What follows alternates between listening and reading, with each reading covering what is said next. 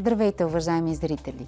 В днешния брой на предаването първи на фокус е директорът на Центъра по здравна икономика в Университета в Уоруик, професор Джейсън Мадан. Той има повече от 12 години опит в клинични проучвания в националната здравна система на Обединеното кралство. Взема множество участия в международни научни проекти. Признат е за своята експертиза в моделирането и метаанализите. Професор Мадан беше на работно посещение в Медицинския университет Варна по инициатива на катедрата по икономика и управление на здравеопазването. Being a health economist, how do you evaluate the work done by NHS in UK? Firstly, thank you very much for the welcome here at Medical University Varna. It's a real pleasure to be here. I've been researching in the UK and overseas now for over 20 years, and I've seen a lot of change in that time. There have been a lot of good things. There's a greater focus on patient satisfaction and well-being. There's interest in prevention as well as cure, and an adoption of a lot of new technologies. But also there are challenges which still remain. It's a huge organisation, change is not easy, technology is difficult to adopt, and there are still lots that needs to be done in terms of innovation, digital health, and most importantly, in a society that's ageing, having greater need for mental and physical health, demand is ever increasing, and the NHS still does struggle to meet that demand. And that's something as health economists we try and help with. And about the health economic analysis, where is its place during the process of elaboration of health policies? So it works at various places. So a lot of my work and my colleagues' work is at the evaluation stage. So when evaluating treatments, medicines, things like that, we provide economic evidence alongside medical evidence to build a full picture. And then subsequently in the NHS there is often a formal evaluation procedure which nowadays looks at not just does a treatment work, but what investment is required, and is that investment acceptable given the benefits. And that assessment is where health economists play a role. We provide formal analysis. We obviously don't make any decisions. We advise, we provide academic insight, and then that goes to a committee that takes everything together. But throughout the process as health economists, we provide evidence on balancing costs and benefits that we hope is useful. But does this committee takes in mind your analysis while making their decisions? Definitely. So we are formally commissioned to provide analyses. Often we'll provide independent analysis. The manufacturer, the pharmaceutical industry may provide their analysis. We provide our independent assessment. This is according to the requirements of the NHS, and then there's a formal committee process which deliberates, made up of experts, patient groups, representatives from industry and the government, and they take everything into account, including our advice, when they make their decision. Is there a waiting list of patients in UK, and what is the maximum waiting time? So it's always been a very important issue to the public about waiting lists. Going back when I started, there was a real drive to push waiting lists down and a real investment in the NHS. Since the financial crisis, now some 15 years ago or more, that has become more challenging, and waiting lists have grown and grown. And then particularly we saw with the COVID-19 pandemic had a real disruption on the NHS. So waiting lists are very high. It is possible. It depends on the condition. There's an attempt to prioritise severe need, but if you have less severe need, you can wait for months, possibly even years. The current government is trying to tackle this, but it is a recognised problem, and sometimes people have to go outside the NHS because of it. What is your solution? This is not an easy problem, because it's going to get worse in the sense that ageing population, more illness, comorbidities, things like that. But I think there's a real understanding that the way to do it is to focus on prevention and joined up thinking. So prevention can reduce the burden quite substantially, working on lifestyle, early detection, screening. The other part of it is if we look at joined up thinking, not just the NHS, but social care, if they work together more, there's a lot of efforts to integrate their services. And better social care in the community can take a lot of pressure off the NHS. So I think those are the two solutions, prevention and better systemic thinking across other places, not just the NHS, social care and so on. I work with, there's cases recently where there are people who have been cared for in hospital and they're ready to go home. For example, patients with stroke who have care needs, they could go home, but they have these social care needs. And because of a shortage of staff in social care, they have to stay in hospital a lot longer than they should do, which is bad for them and their families, but also bad for the hospitals and the NHS budgets. So working with social care is a real solution for that. You've mentioned a few of the challenges for NHS as aging population and the pharma industry also, but how about the migration of health specialists and the growing immigrants flow also? I think there's no doubt that the NHS has always relied on people from around the world, and you know, I recently had to be cared in hospital myself. I had a very good experience in the NHS.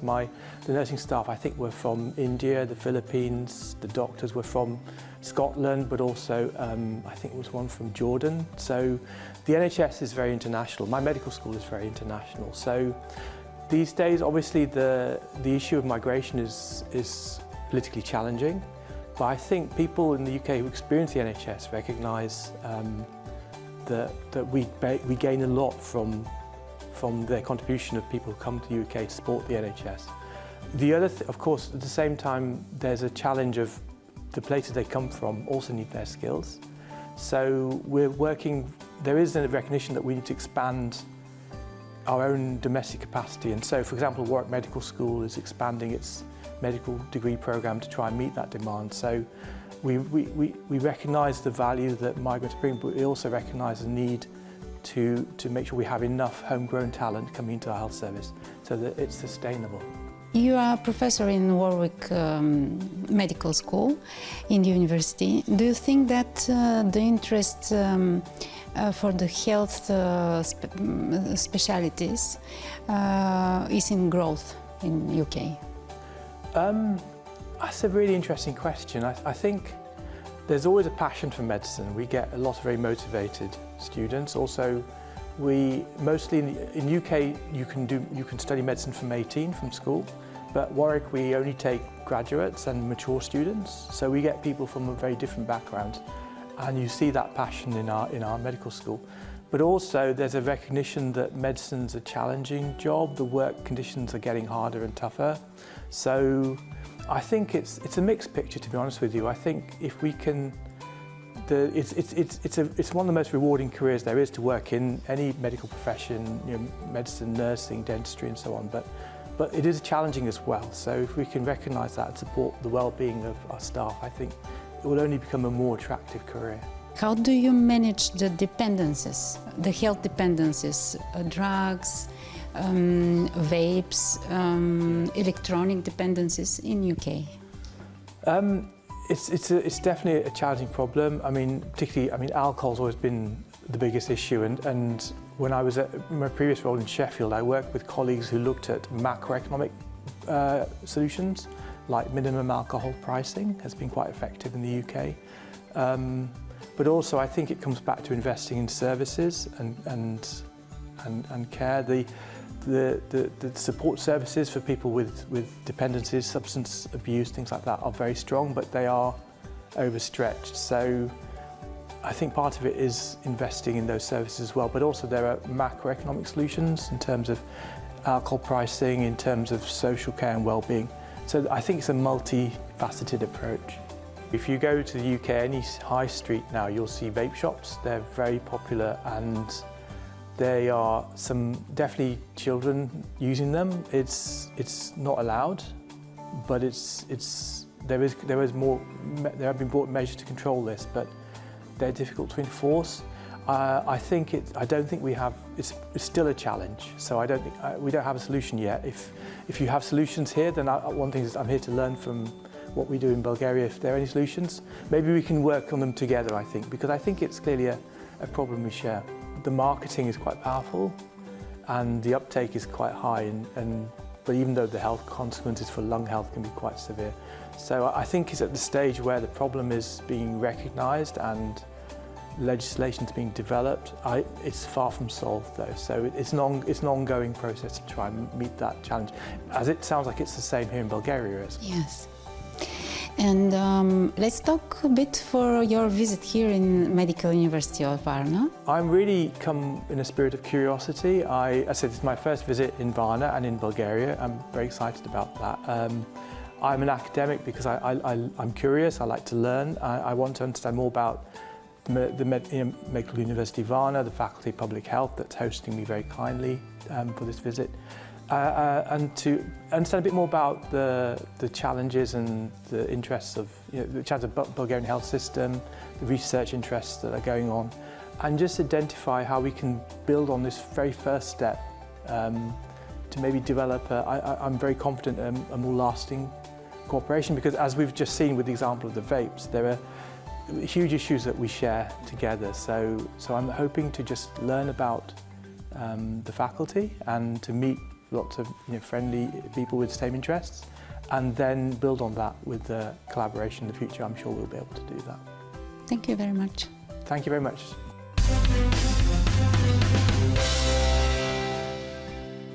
Конференция, посветена на храненето на деца с нарушения в невроразвитието, събра терапевти от различни медицински специалности, психолози, логопеди и педагози от страната и чужбина във Варна.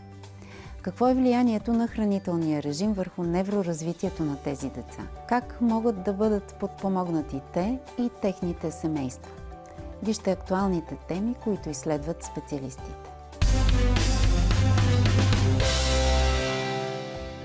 Конференция, посветена на храненето на деца с нарушения в невроразвитието, събра терапевти от различни медицински специалности, психолози, логопеди и педагози от страната и чужбина във Варна. Очарова съм от тази конференция, защото като всички интердисциплинарни събития, които засягат важни проблеми от въобще медицинската част и социалния живот, тук има теми, които са полезни за всеки. Харесваме всъщност, че професор Панчева успяла да направи такава програма, която обхваща храненето от различни аспекти. Подобно нашата мултифасетна конференция детското развитие, ние имаме подхода, който смятам, че е по-успешен, да събереш на едно място лекари, психолози, педагози, социални работници, логопеди, т.е. новото им вече медицински речеви патолози, и те да говорят по една и съща тема, защото в крайна сметка храненето е основен проблем и за обществото, и за отделния пациент, а ние виждам всъщност, че неговите нарушения могат да представят наистина забележително от поканените гости. И е много добро международно присъствие. I like when conferences are interdisciplinary, because today's medicine without interdisciplinarity is really impossible. So when you see that the patients are cared with so many different angles, this is the way it should be. So I'm really amazed that so many different expertise are involved in this whole conference. We actually met at Espegan first, and then she was interested in collaborating about the care of neurologically impaired children. And last year we came to the university, it was myself and then one of our speech therapists. We gave some lectures, actually saw some patients as well. And we also had a team of foreigner coming to our hospital, seeing how we were dealing with the patients clinically. And then they followed some of our clinics, saw how we put in G-tubes with children. and work together with our dietitians and speech therapists. So it's been a very nice collaboration so far. I think that the healthy lifestyles and the way we eat, the way we exercise, the way we lead our lives in terms of routines, in terms of behaviors that we have in our daily life is important. It's an important aspect when it comes to taking care of our whole human being, the body, the mind, the soul. And I think it's mandatory to have an interdisciplinary cooperation between medical professionals and psychologists and other types of professionals that have knowledge and interests in the field of nutrition. Някои от гост-лекторите работят по проблемите на храненето съвместно с екипа на Медицинския университет Варна от години. What are the topics in nutrition for children with neurological diseases? This is a very hard question. It's a long question. I mean, what is important for kids, children with problems and for neurological problems, you have to make a good balance between food, the main components of food like fat, proteins and carbohydrates, but also a very good component of fibers. And I'm impressed for the work of polyphenols from plants, for example, because they have very important nutritional properties, and also they are antioxidants. So they are anti-inflammatory, they are anti-cancer. So the use of vegetables or plants in the food of children is very important. We are very much interested in engaging with the guys here in the team. We in Glasgow have a really good state-of-the-art technologies and methods to assess the nutritional status of people who have a chronic disease. Here in Varna, the team is working in children who have certain type of conditions. So we are hoping essentially to exchange knowledge and try to complement expertise. I think the program looks amazing. It's really nice how everything came together. The speakers coming from different parts of Europe, and also some online lectures tomorrow, which will be very interesting from people from North America. There's been some good discussion. People are keen to ask questions, to have a discussion. It's still ongoing, as you can see. So overall, so far, it's been a success, I would say. В момента в целия свят образуването на такива връзки, т.е. нетворки, както би да се изразим, е ключов начин за успех, защото ние сме различни и си помагаме в това различие. Не от силите на един университет да се справи всъщност с голям проблем, какъвто е храненето, особено всъщност деца с невроразвитиени проблеми. И това сътрудничество всъщност помага много, защото области на развитие са различни, но всички ние печелим всъщност от вашите изследвания, които са на терен, които са в голяма група пациенти или въобще или пък здрави деца. Всъщност вие ползвате всъщност нашите тестове, техники за работа или пък изследвания при някакви по-специфични групи деца. Така че това е взаимна полза и мисля, че това е идеално, защото всеки от нас използва ресурса в една част, а ползва постижението всъщност на всички останали. Тоест, това е много добро сътрудничество. Смятам, че то има голямо бъдеще. Стига всъщност всички колеги това да го осъзнаят и да се работи всъщност като един общ голям екип. И в крайна сметка в полза на пациента. Крайният ефект винаги е полза на пациента, всъщност, но въпросът е да стига става полза на пациента с съвместни усилия, а не с конкуриращи си усилия. Тоест, тази съвместна работа е много полезна. We already arranged a collaboration. Professor Panchava and her whole team are coming to Croatia next month. They will come to our hospital, to Children's Hospital Zagreb, and they will see how do we take care of our patients. They will also come to our university to see how we manage our students for nutrition and dietetics, and they will be also present on our 9th International Congress of Nutritionists, which will be held in end of the November. Храненето и храните все по-често са тема на коментари не само от специалистите. Социалните мрежи изобилстват от непроверени съвети и крайни мнения. I actually don't want to criticize anybody, but you saw during these days how complex the information is. It's difficult even for us to understand, the ones who are actually working for years in these fields, medical fields, psychological fields, educational fields, family sciences, relational sciences. You see how complex the situation is, and in my opinion, it's a danger. It's a very dangerous thing to approach in a very mechanicistic and oversimplified version of, practice in the fields of eating and caring for our bodies and our minds. It can be actually a dangerous thing to do. Science may be, I don't know, complex, rigid, complicated, but it's not a good practice to simplify the science, but just in the name of, having a good show. Yes, and making science overly popular because in this way people can be led to approach tracks that are totally unhealthy for them. How to achieve the optimal nutrition, individualized approach, how to manage the high quality of life of the patient, or how to accomplish the higher quality of life of the patient, because today it's all about the quality of life. We are treating the disease, we are trying to make the more easier life for them, but the quality of life of the patient, it's really what is the main goal and topic, I think, today in whole medicine, but also in dietetics and nutrition. So we're facing two major challenges. The first challenge is where so many adults and children become obese, and we have the problem of being overweight. It's going to pose a massive burden economically, but also practically on healthcare systems across the world.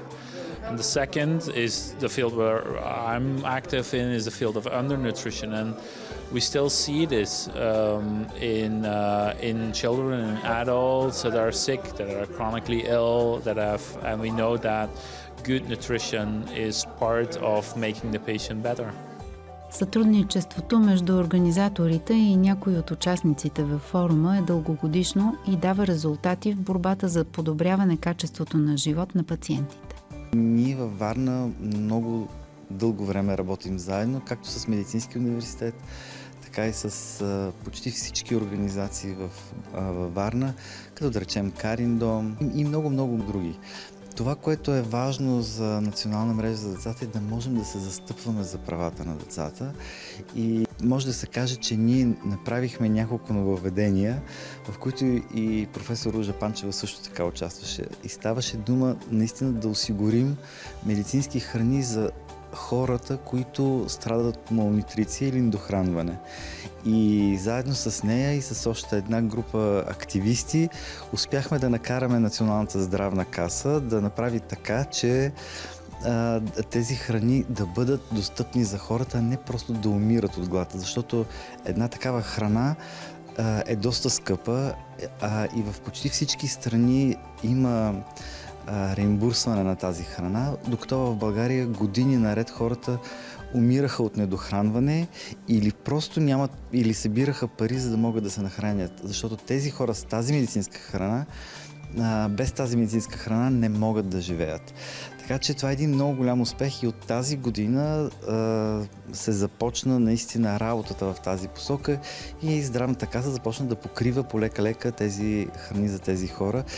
Така че това е един много голям успех, който успяхме да направим с госпожа Ружа Панчева, с Общност Мостове, Национална мрежа за децата и редица лекари, които част от тях са и тук в тази зала.